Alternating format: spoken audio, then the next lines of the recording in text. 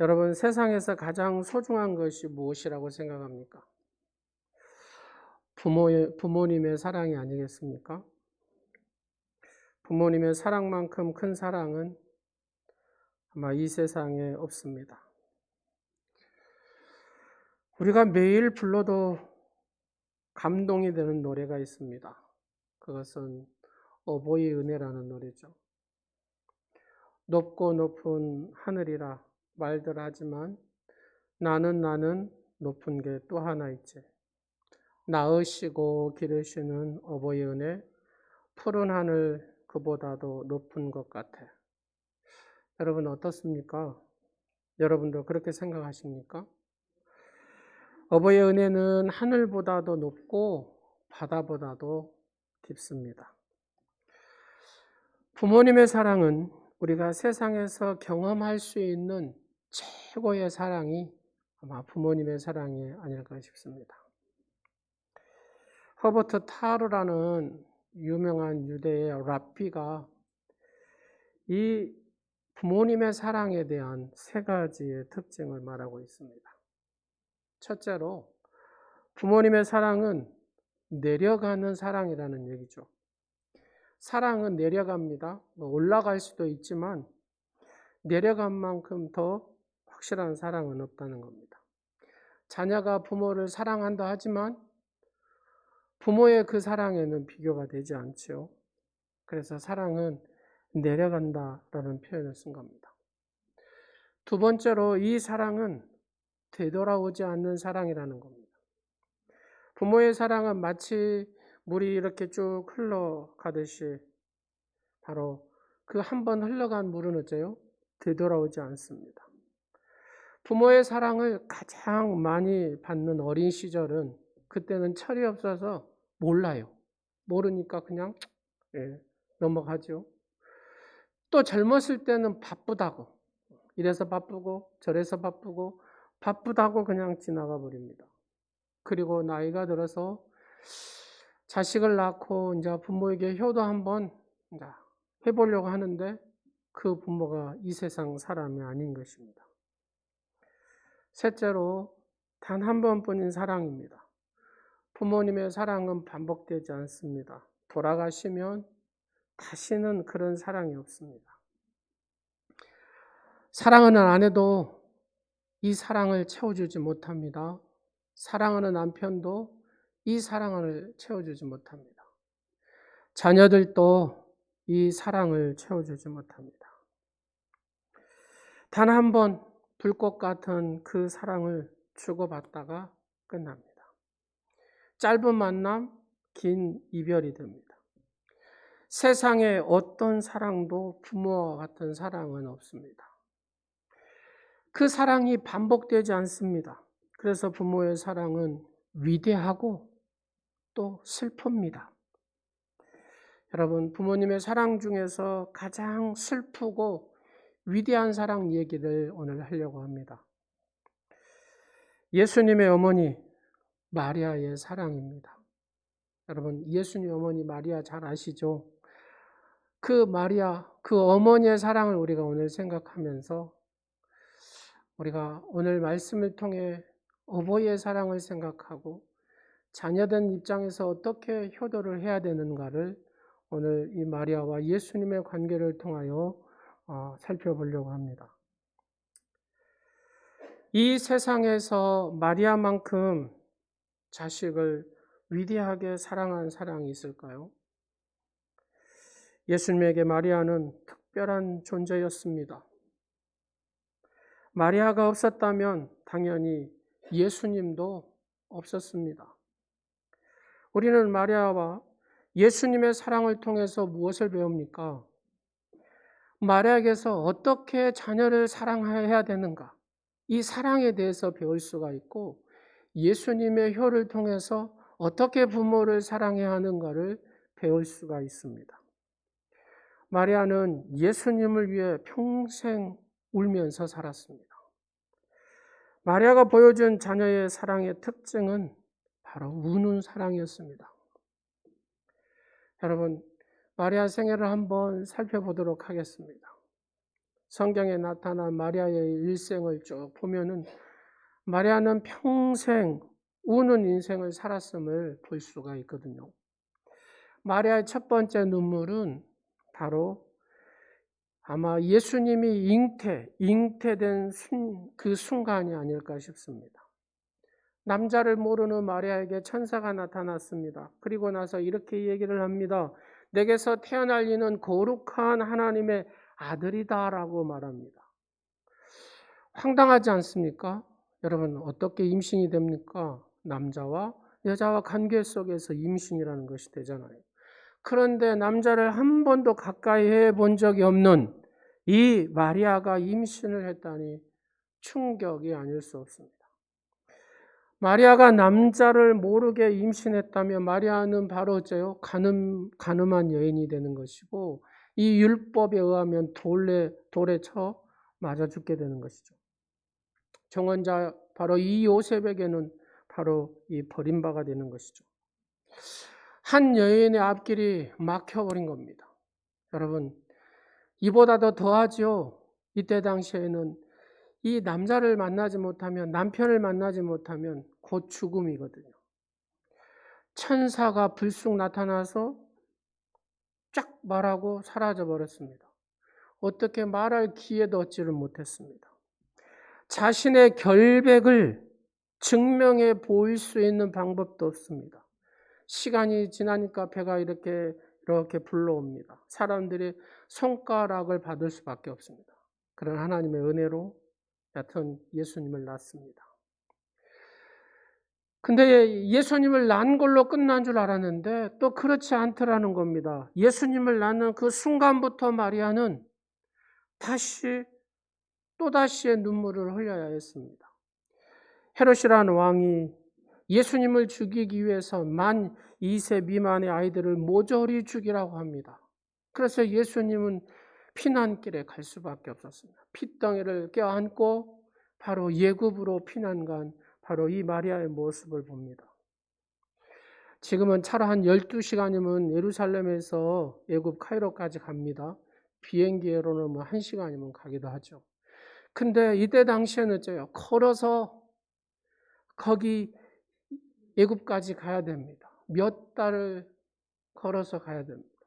여러분, 제가 가보니까요, 이 광야가 만만치 않습니다. 죽을 수도 있습니다. 하나님의 은혜가 아니면은 견뎌내기 힘든 코스입니다. 그 핏덩어리를 안고 가야만 했습니다. 그리고 들려오는 소문이 이렇게 들립니다. 만 2세 미만의 아이들이 예수님으로 인해서 다 죽어간다는 겁니다. 여러분, 헤롯이 만 2세 어린이들을 다 죽였잖아요. 얼마나 그 울부짖음들이 많았겠습니까? 그 소식을 들은 이 마리아의 마음은 또 어떻겠습니까? 우리는 세월호를 잊지를 못합니다. 아마 예언이 지금 그 세월호 그 사건에 그 사고에 죽었던 아이들이 똑같거든요, 나이가. 그래서 대한민국은 온통 울음바다가 됐습니다. 지금도 세월호를 생각하면 어쩝니까? 가슴이 먹먹하지 않습니까? 그렇습니다. 그 예수님으로 인하여서 그 많은 아이들이 죽었다는 그 소식을 들었을 때에 마리아는 어떻겠습니까? 예수님 일생 중 아마도 어머니 마리아를 편하게 했던 것은 아마 목수 시절 바로 30년의 사생활이 아니었을까 싶습니다. 나이가 30이 되자 예수님은 공생애를 시작합니다. 한마디로 집에 거의 안 있죠. 집을 떠나서 생활을 합니다. 주 예수 그리스도의 이 복음, 만나는 사람들을 치유하고 그들에게 하나님의 나라를 전파합니다. 여우도 굴이 있고 공중에 새도 집이 있다라고 얘기합니다. 예수님은 그러나 집도 절도 없었습니다. 그는 하나님의 지으신 자연을 벗삼아서 발길 닿는 곳에 거기서 눕고 남들이 주는 것을 먹었습니다. 지금 같으면 나이 30이면 또 장가도 갈 나이잖아요. 요즘 자녀를 생각하는 부모의 마음을 한편으로 또 생각해 볼 수도 있습니다. 근데 설상가상으로 들려오는 소문이 이런 소문이 들립니다. 아들 예수가 미쳤다고. 아들 예수가 바알세불에 들려가가지고 미친 짓을 한다고. 아들 예수가 귀신이 들렸다고. 여러분, 어머니 입장에서 그 소문을 들었을 때 마리아의 마음은 어떻겠습니까? 얼마나 조마조마했겠습니까? 여러분, 여러분의 아들이 어디서 가서 미쳤다는 소리 들어보십시오. 어쩌겠습니까? 그 마음이. 마리아는 대범한 여인이 아닙니다. 그냥 우리의 어머니들처럼 평범한 여인입니다. 훗날 교회가 그의 이름을 높이기 위해서 마리아가 뭐 부활을 했니, 승천을 했니, 하나님의 어머니니 뭐 이렇게 높이는 의미에서 그렇게 하지만 실상은 마리아는 그냥 우리와 똑같은 존재이고 자식을 키우는 부모의 마음, 누구나 똑같은 부모의 마음이었다는 겁니다. 또 한 번은 어머니로서 수모를 당한 일도 있었습니다. 예수님이 집을 떠나서 하나님의 나라를 선포하고 그 공생의 사역을 쭉 하니까 거의 집에를 오지 않아요. 들려오는 소문은 뭐 미쳤다는 소리, 귀신이 들렸다는 소리, 이런 소리를 들립니다. 그래서 이 마리아의 어머니가 동생을 데리고, 예수님 동생을 데리고 예수님이 사역한 그곳을 갔습니다. 제자 중 하나가 이렇게 얘기를 합니다. 예수님, 어머니하고 동생이 찾아왔어요. 이렇게 얘기하니까 예수님께서 나와보시지도 않으면서 이런 얘기를 하죠. 마태복음 12장 48절에서 50절 내용을 보면 이런 얘기입니다. 마르던 사람에게 대답하여 이르되 누가 내 어머니며 내 동생이냐 하시고 손을 내밀어 제자들을 가리켜 이르시되 나의 어머니와 나의 동생들을 보라. 누구든지 하늘에 계신 내 아버지 뜻대로 하는 자가 내 형제요 자매요 어머니니라 하시더라. 인간적으로 말할 때 이 말은 인간적으로 들으면 어머니 마음을 아프게 한 말입니다. 누가 내 어머니냐? 누가 내 동생이냐? 하나님 아버지 뜻대로 하는 자가 내 어머니고 내 동생이다라고 얘기합니다. 나와보시지도 않고 이런 얘기를 하는 겁니다. 제자들을 가리키면서 아들이 내 어머니, 내 형제라. 마리아는 하나님의 아들 예수님을 낳았다는 이유만으로 많은 고생과 눈물을 흘려야만 했습니다. 그래서 어떤 분이 이 마리아를 생각하면서 글을 이렇게 하나 썼습니다.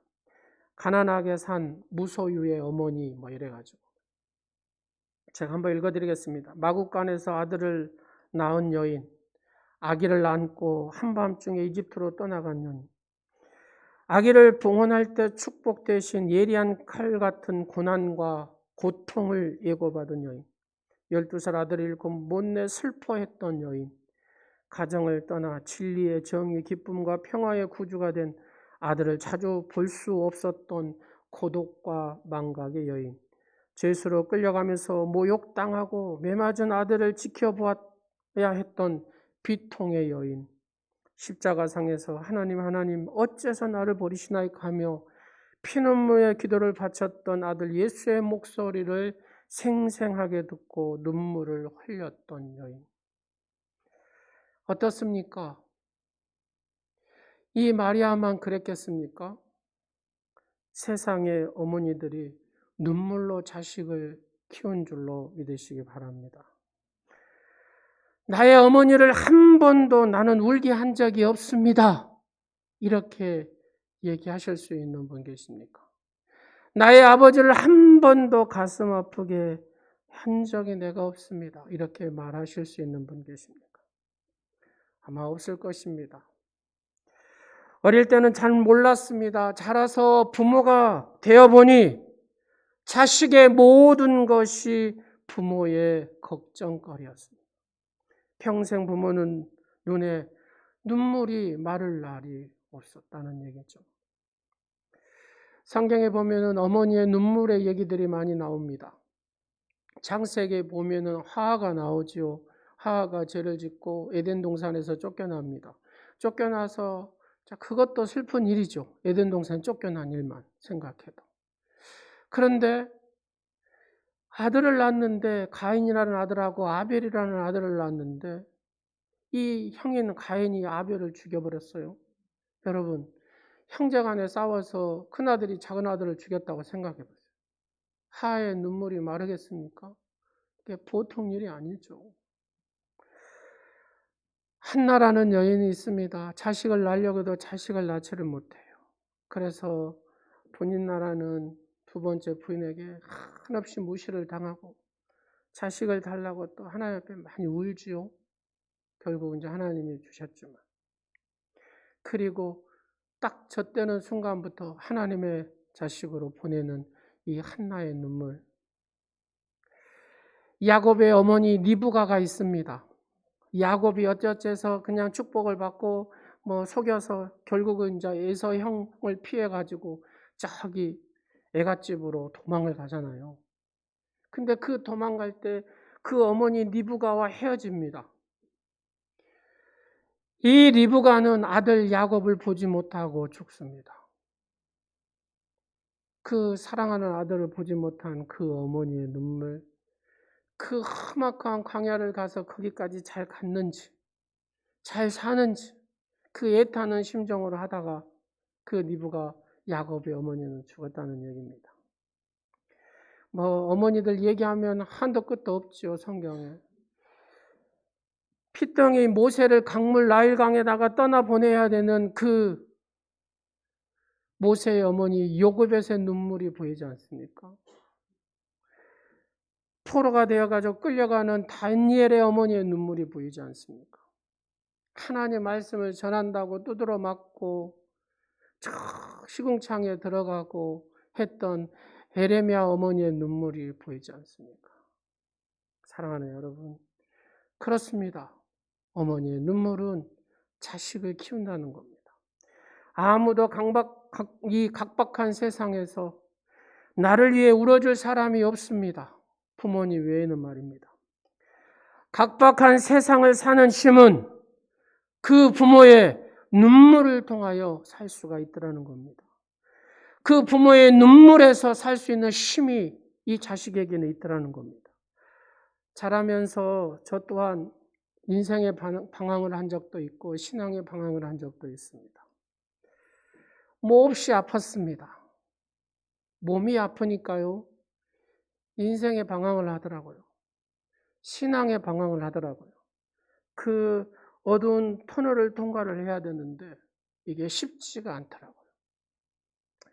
그래서 결국은 아파서 학교를 못 다니고 휴양차 집으로 내려갔습니다. 아들이 학교에 못 다니고 공부를 못하고 뇌 알아버리니까 저희 어머님이 40일 철야를 했습니다. 저희 집에서는 그때만 해도 어머님이 40-50명 밥을 하루 3끼를 해줬거든요. 그때 한참 전기공사, 전화공사 막 들어. 하루 3끼 40-50명 밥이 되고 여러분 밤 12시 가서 아들을 위해서 철야기도 한다는 거 쉽겠습니까? 그리고 새벽에 와서 또 그 밥을 하는 겁니다. 아들이 아프다고 하니까. 하루 새벽에는 잠을 자는데 제 얼굴에 막 빗물이 툭툭툭툭 떨어지는 겁니다. 이게 뭐지? 근데 어머님이 철야기도 하고 와서 아들의 머리 곁에서 제가 회복되기를, 치료되기를 위하여 눈물로 한에 맺힌 기도를 하는 겁니다. 불쌍히 여겨달라고. 빗물처럼 제 볼에 뚝뚝뚝 떨어졌습니다. 지금 제가 이렇게 있는 것은 저희 어머니의 눈물의 기도가 있었기 때문에 그렇습니다. 우리 모두는 그렇게 어머니의 눈물의 기도를 통하여 우리가 살 수 있는 것이고 살 수 있다라는 얘기입니다. 평생 어머니가 흘린 눈물 때문에 우리가 여기 있다는 사실을 기억하시기 바랍니다.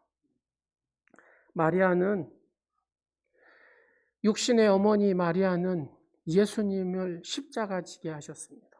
이게 무슨 말이냐? 마리아가 예수님께 보여준 또 하나의 사랑이 그겁니다.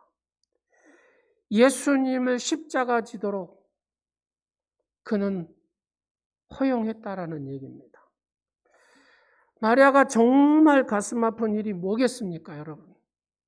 육신의 어머니인 이 마리아가 십자가 지고 가는 그 아들의 모습을 볼 때에 그 마음이 얼마나 슬프고 아팠겠습니까? 실제로 예루살렘에 가서 보면은 예수님이 십자가 지고 가는 800m의 도로가 있는데요. 14개 처에 예수님이 만지시고 쓰러지시고 예수님이 그 어머니 마리아를 만나는 장면 했고 14개 채의 기도처럼 만들었습니다. 네 번째 처소를 가면은 마리아가 예수님을 만나는 그 장면이 나오는데 바로 군병의 채찍에 맞아서 쓰러졌을 때 그때 다가오시는 그 어머니 마리아. 그때 어머니 마음이 어떻겠습니까? 마리아가 예수님 만난 곳에 아르메니안 교회에서 세우는 기념교회가 있습니다. 그 기념교회 보면은 저 조각상이 있어요. 여러분들이 가까이 자세히 보시면 그 마리아의 예수님의 그 얼굴 표정들이 아주 자세하게 디테일하게 표현을 해놨습니다. 누가 그 슬픔을 대신할 수 있겠습니까? 그 어머니를 보신 예수님은 또 그 얼마나 또 마음이 아프시겠습니까? 어머니와 아들을 이토록 가슴 아프게 묘사한 작품은 아마 세상에 없을 것입니다. 여기서 마리아가 예수님의 행진을 막지 않았다는 겁니다. 십자가의 행진을 막지 않았다는 겁니다. 유대인의 아들, 그렇게 하지 말아라. 처음부터 예수님의 십자가 지지 않도록 막지 않았다는 겁니다. 아들아, 전도하지 말아라. 처음부터 왜 12제자를 삼으려고 하냐? 그들을 가르치지 말아라. 집에 늦게 들어오면 왜 늦게 들어오냐? 좀 빨리 들어와라. 유대인과 다툴 때에 그러지 말으라고 그렇게 말리지 않았다는 겁니다. 주의를 주지 않았다는 겁니다. 마리아는 예수님이 십자가를 지는 일을 막지 않았다는 겁니다. 아무것도 하지 않았습니다. 사실 막는다고 예수님이 또 앉을 분은 아니잖아요. 문제는 마리아가 예수님을 향한 이 하나님의 계획을 정확히 알고 있었기 때문입니다. 문제는 마리아가 예수님을 향한 바로 이 계획, 하나님의 뜻이 무엇인지를 알았다고 말합니다. 마리아가 예수님을 임신했을 때 내게서 태어날 이는 거룩한 하나님의 아들이라고 명확히 알았기 때문에 이 아들의 사명이 무엇인지를 알았기 때문에 슬픔이 있고 아픔이 있고 가슴이 찢어져도 그 십자가의 길을 막지 않고 가도록 눈물로 기도했다고 말입니다. 이것이 중요합니다. 사랑하는 여러분, 한번 보십시오. 이 자녀가 있습니다. 자녀에 대해서 여러분은 인간적인 사랑, 연민을 가지고 사랑을 하시죠. 이 한 부분이 있어요. 그러잖아요. 또 한 부분은 이 자녀를 향한 하나님의 계획과 하나님의 뜻이 있다는 얘기입니다. 마리아는 하나님의 이 계획과 뜻을 본 겁니다. 인간의 사랑, 인간의 연민이 아닌 이 자녀를 통해서 하나님이 하시고자 하시는 계획을 보고 하나님의 뜻을 본 거죠. 그래서 우리에게도 동일하다 그 말입니다. 자녀를 볼 때에 이 인간의 연민의 사랑으로 끝날 것이냐, 아니면 정말로 내 자녀를 향하여서 하나님의 계획하신 것이 뭐고 하나님의 뜻하시는 것이 뭐고 이 자녀를 통하여 하나님께서 이루시고자 하는 것이 무언가를 내가 정확히 알고 이것이 먼저 해야 된다라는 얘기입니다. 아무래도 인간의 그 연민의 사랑과 이 하나님의 계획과 뜻이 충돌할 수도 있습니다. 그러나 믿음의 사람은 이걸 정확히 알아야 된다는 얘기입니다. 그러나 많은 부모들은 인간의 연민으로 내 자식을 보고 만다라는 겁니다. 소수의 부모들은 정말로 하나님이 내 자녀를 향해서 어떤 뜻이 있고 어떤 계획이 있는가, 어떤 하나님이 이루시고자 하는 것들이 있는가, 이걸 잘 모른다는 얘기입니다. 마리아는 정확히 이 부분을 알았다는 겁니다. 사랑만 가지고 자녀를 대하지 말아야 할 이유가 바로 여기에 있는 것입니다. 하나님은 그를 향한 계획이 무엇인가를 정확히 부모들은 알아야 된다는 겁니다. 내게 선물로 준 이 아들과 이 딸을 통하여 하나님의 선하신 뜻이 무엇인가를 믿음의 사람은, 기도의 사람은 알게 되는 것이죠. 이 자녀가 내 소유가 아니라 하나님의 소유이기 때문에, 이것은 내 것이 아니라 하나님의 소유이기 때문에. 여러분, 헨리 나우엔이라는 유명한 상담가가 있는데요, 이분이 무슨 얘기를 했냐면 자식은 부모의 손님이다라고 표현을 했습니다. 여러분 집에 손님 올 때 어떻게 합니까? 잘 대접하잖아요. 그리고 떠날 때 가지 말라고 합니까? 잘 보내주잖아요. 이게 자식이다라는 겁니다.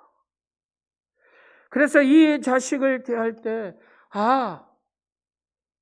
이 자식은 손님이구나 하는 의미를 정확히 알아야 된다는 겁니다. 험한 세상에서 그가 이 자녀와 내가 만났다는 이 자체가 큰 거 아니겠습니까? 이게 감사할 일이 아니겠습니까? 하나님의 소유였던 이 자녀를 우리의 가정에 선물로 주셨다고 말입니다. 근데 자꾸 내가 이 자녀를 내 소유로 생각하고 인간의 연민으로 어떻게 해보려고 한다고 말입니다. 그러기 전에 하나님의 계획이 무엇이고 하나님의 뜻이 무엇이고 이 자녀들을 그렇게 키워야 된다는 얘기입니다. 사랑하는 여러분, 누구에게는요, 마리아에게는 이것이 명확하게 섰다는 겁니다. 그래서 하나님의 뜻, 하나님의 계획, 그거를 봤기 때문에 예수님의 십자가의 길을 막지 않았다는 겁니다. 여러분, 내 자녀가 아니라 하나님의 소유라는 개념을 한번 여러분들이 가진다고 생각해 보십시오. 이 자녀들이 어떤 복을 받겠습니까? 그렇죠. 나는 어디에 소속된 자라고 알겠습니까? 그렇죠. 나는 하나님의 것이구나. 여러분 자녀가 이런 생각을 갖도록 해야 된다는 겁니다. 나는 하나님의 것이구나. 나는 하나님에게 속한 자이구나 라는 것 말입니다. 그리고 가치관 자체가 달라진다는 겁니다. 그래서 나는 하나님의 자녀이기 때문에 나는 할 수 있다는 생각을 갖게 됩니다. 나는 대단한 존재라는 사실을 갖게 된다는 겁니다. 그러잖아요. 우리 인생에 자신감만 생기면 무엇도 다 하잖아요. 소속감에서 가치감이 나오고 가치감에서 자신감이 나오잖아요. 이 자신감만 내게 있으면 모든 것이 가능합니다. 마리아는 이것을 알았습니다. 예수는 내 자식이기 전에 하나님의 아들이요, 하나님이 보낸 아들이라는 겁니다. 그는 내 자식으로 이 땅에 온 것이 아니라 하나님의 아들로 이 땅에 왔다는 겁니다. 내가 할 일을 그를 도와서 그가 하나님의 거룩한 이 사명을 잘 감당하도록 내가 할 수 있는 것은 눈물로 이 아들을 위하여 기도하는 것뿐이다. 내 자녀와 내 딸과 내 아들을 위하여 부모가 할 일은 눈물로 이 자녀를 향하여서 기도하는 것이 하나님의 거룩한 사명을 잘 감당하는 자녀들이 된다는 겁니다. 이것이 다 부모의 눈물의 기도를 통하여 이루어진다는 얘기입니다. 여러분, 내 감정이 중요한 게 아니라 하나님 아버지의 뜻이 중요하고 하나님의 그 계획이 중요하다고 말입니다. 마리아는 이런 믿음이 있었다고 말입니다. 사랑하는 여러분, 여러분에게도 이런 믿음이 있으시기를 간절히 축원합니다. 여러분도 이 마음을 갖기를 원합니다. 그렇죠. 하나님의 뜻이 뭐냐, 하나님의 계획이 뭐냐 이겁니다. 이게 명확하게 내가 서 있지 않으면 내 자식을 쉽게 생각한다는 겁니다. 우리나라에 안중근 의사가 있습니다. 하얼빈에서 이토 히로부미를 여러분 죽이잖아요. 그리고 체포되어서 사형 선고를 받습니다. 그 소식을 들은 안중근 의사의 어머니 조 마리아 이 여사는 이 아들에게 이런 편지를 씁니다. 장한 아들 중근아 보아라. 이제 너는 조국을 위해 죽을 것이다. 사형 언도를 받으면 항소하지 말라. 내가 벌한 이들에게 용서를 구할 필요도 없고 법에 호소하여 더 길게 살 필요도 없다. 혹시 어머니보다 먼저 죽는다고 불효라고 생각하지도 말라. 작은 의에 연연하지 말고 큰 뜻으로 조국을 위해서 죽어라. 그것이 어미의 소원이다. 다르죠? 조국을 위해 죽은 안중근 의사의 이 배후에는 이런 어머니가 계셨다는 겁니다. 만일 안중근 의사가 이렇게 해가지고 죽는다고 했을 때 어머니가 와가지고 울며 불면서 항소해라. 억울해서 어쩌냐. 너 의뢰도 살아야 되지 않겠냐. 네가 잘못했다고 해버려라. 이렇게 울고 불고 인간의 연민의 마음으로 했으면 우리 역사에 안중근 의사가 있겠습니까? 결국 안중근 의사는 어머니의 뜻에 따라서 그 역사의 내용을 보니까요. 항소하지도 않고 놀랄 정도로 정말로 의연하게 죽음을 맞이했다고 합니다. 품격 있는 어머니 밑에 품격 있는 아들이 나오더라고요. 품격 있는 부모님 밑에 품격 있는 자녀들이 나온다고 말입니다. 여러분, 품격 있는 부모님들이 되시기 바랍니다. 세 번째 마지막으로 예수님은 마리아를 십자가 앞에 나오겠다는 겁니다. 육신의 어머니를 십자가 앞에 나오겠다는 거예요. 예수님은 일생의 효도를 이렇게 하십니다. 누가복음 2장 51절 말씀에 보면 예수께서 함께 내려가사 나사렛에 이르러 순종하여 받드시더라. 나사렛에 이르러 순종하여 받드시더라. 누구를요? 어머니 마리아를. 순종하여 받드신다는 말은 히브리어로 여러분 샤하라는 단어를 쓰는데 허리를 굽히다, 머리를 숙여 절하다 그런 말이거든요. 그러니까 우리가 인간이 하나님 앞에 허리를 굽혀 절하는 거다. 지금 이 예배하는 것이 바로 그 모습이에요. 내가 허리를 굽혀서 절하여 하나님을 경배하는 모습. 예수님은 부모님께 이렇게 순종했다. 지금 그런 얘기거든요. 인천의 어느 교회는 우리가 정말로 사회를 좀 바꿔봅시다 해가지고 큰절하기 운동을 한답니다. 캠페인을 벌여서. 여러분, 큰절은 윗사람에게 존경하는 표시로 하는 것이 바로 큰절이잖아요. 무릎을 꿇고 머리를 조아리는 큰절. 부모님을 높이고 공경하는 최고의 효도. 여러분, 우리나라를 보면서 다른 나라 놔두고요. 우리나라를 보면서 요즘에 어떤 생각이 듭니까? 저는요. 좀 생각하면 답답하고 가슴이 아프고 그래요. 어른이 없는 나라가 되어버렸습니다.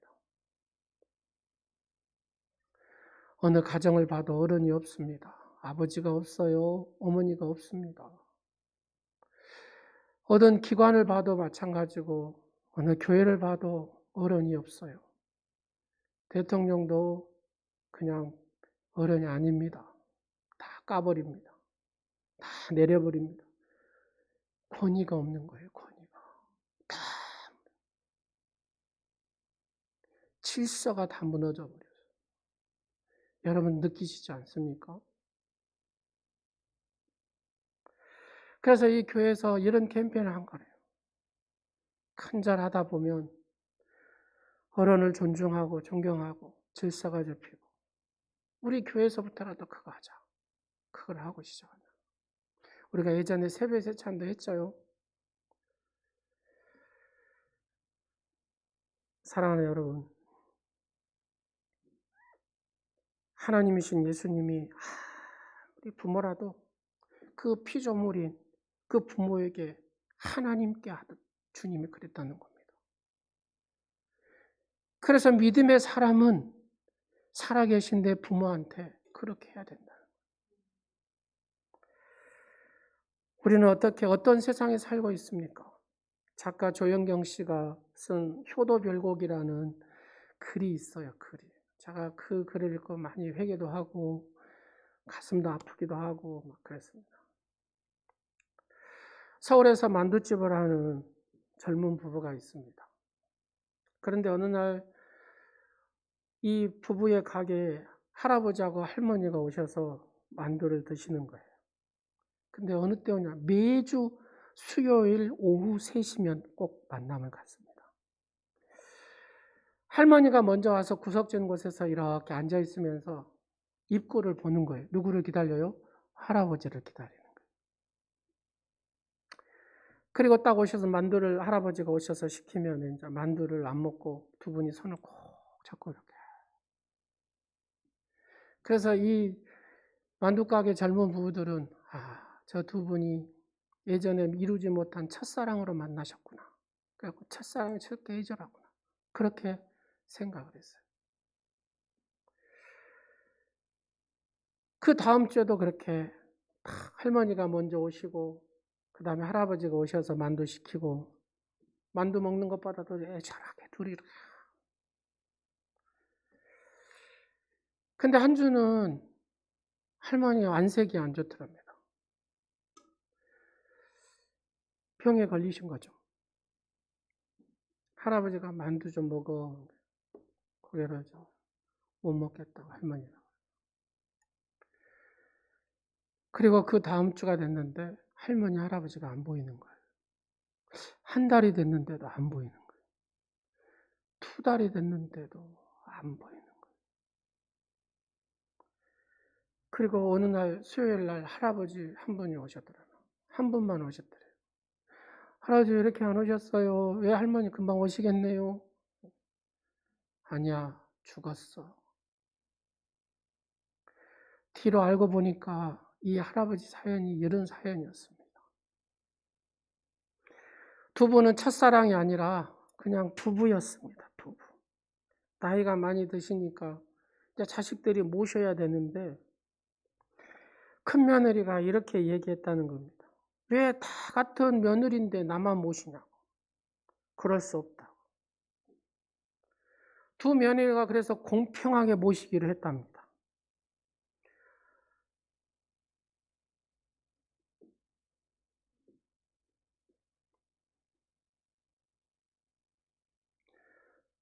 서울에 있는 큰아들,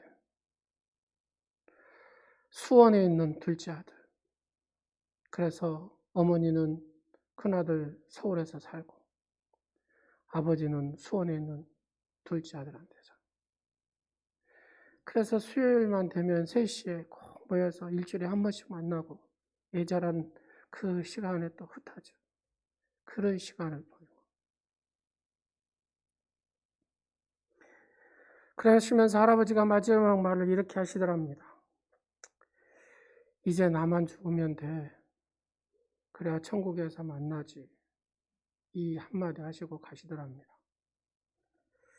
저는 이야기를 읽고 마음이 너무 아팠습니다. 나는 내 어머니를 그렇게 모시고 있지는 않은지 그런 생각들을 해봤습니다. 사랑하는 여러분, 그러나요? 이것보다도 더 중요한 효도 중에서 가장 큰 효도가 있습니다. 부모를 십자가 앞에 나오게 하는 겁니다. 아직 예수님을 모르는 부모를 반드시 나오게 해야 됩니다. 예수님께서 십자가에서 죽을 때 마리아를 지켜보았습니다. 세상에 그런 불효가 어디 있습니까? 여러분, 자식이 먼저 죽는 거, 그 부모 마음 아시죠? 그 보통이 아닙니다. 보통. 하나님이 위로하고 은혜 안 주면 못 살죠. 못 살아. 우리 교회도 그런 일들이 있어서 알죠. 권사님 얼굴 뵐 때마다 그냥 제 가슴이 아프요.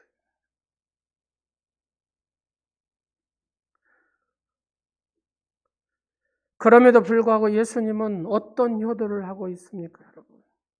오늘 본문에 보면은 여자여 보소서 아들이니이다. 여자여 보소서 아들이니이다.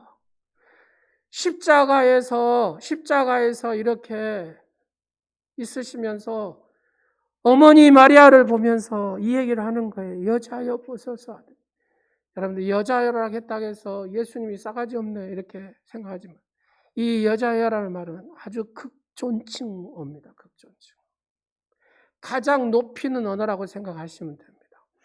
여자여 보소서 아들입니다. 이 말씀에는 엄청난 영적 의미가 있거든요. 제가 그 의미를 쭉 말씀을 드릴게 한번 들어보십시오. 여자여 보소서 아들입니다. 이 말에는 무엇이 있냐면 이런 내용이 있습니다. 어머니 보십시오. 당신의 아들입니다. 당신이 나를 낳고 길러 하나님의 뜻을 따르게 하셨으니 이 모든 것이 어머니의 은혜입니다. 어머니의 눈물과 기도로 제가 여기까지 왔습니다. 내 육신이 죽어 괴로우시겠지만 어머니 염려하지 마십시오. 육신은 죽으나 영은 다시 살아납니다. 나를 태중에 임신할 때부터 하나님께 바친 어머니의 믿음 때문에 내가 여기 있습니다. 감사합니다. 다 어머니의 은혜입니다. 어머니는 저의 육신의 어머니이기 전에 하나님 앞에 구원받아야 할 죄인입니다. 모든 사람은 내가 죽어 십자가에서 흘린 피로 구원을 받습니다. 어머니도 내가 죽어야 그 피로 구원을 받습니다. 모든 사람은 내가 부활하여 이 산 소망으로 생명을 얻습니다. 어머니도 그 소망으로 생명을 얻으십시오. 그래야 이 피로 내가 진 이 십자가의 피를 내가 흘려야만이 어머니가 저와 천국에서 만날 수 있습니다. 어머니 남은 생은 사도 요한, 예수님의 제자 요한 있잖아요. 사도 요한을 이렇게 예수님이 눈으로 가리키면서 이 사도 요한이 어머니를 잘 모실 것입니다. 잘 사시다가 천국에 오셔서 만납시다. 이게 여자여 보소서 아들입니다 하는 내용입니다. 이것이 진짜 효도입니다. 여러분은 천국에 있으면서 여러분의 부모는 지옥에 간다고 생각해 보십시오. 말이 안 되는 소리 아닙니다. 자녀들이 아무리 잘 받더라도 부모님은 늙는 것을 막을 길이 없습니다. 아무리 좋은 보약을 해드려도 반드시 죽음을 피할 수가 없습니다. 십자가 앞으로 나오게 해야 합니다. 지금보다 더 좋은 바로 이 천국에서 만나야 됩니다. 영원히 살 이 천국에서 만나야 됩니다. 효도 가운데 최고의 효도는 바로 부모님을 천국으로 인도하는 겁니다. 예수님의 마지막 효도가 무엇입니까? 바로 십자가로. 바로 예수님은 이 마리아를 천국으로 인도하는 것입니다. 이 십자가에서 말입니다. 사랑하는 여러분, 어버이주를 우리가 보내면서 다시 한번 내 부모를 생각하고 믿지 않는 부모를 생각하고 믿지 않는 자녀를 생각하고 눈물로 이 기도가 없이는 구원의 역사가 없습니다. 우리의 눈물의 기도가 필요합니다. 기도하겠습니다. 좋으신 아버지 하나님, 마리아의 어머니를 통해서 자녀를 어떻게 사랑하고 어떻게 키워야 하는 것을 하나님의 계획과 뜻 가운데 키워야 되는 것을 다시 한번 깨닫습니다. 예수님의 효도를 통해서 내 부모를 어떻게 효도해야 되는 것을 다시 한번 깨닫습니다. 믿지 않는 부모님들, 아직 예수님의 인격적으로 만나지 못한 부모님들, 자녀들, 아버지 이들의 구원은 먼저 믿는 우리가 눈물로 기도하는 그 기도의 열매라는 사실을 우리 오늘 이 지체가 기억하고 인식하고 해서 하나님 앞에 눈물로 기도하는 부모의 사명, 자녀의 사명을 감당하게 하옵소서. 예수님의 이름으로 기도드립니다.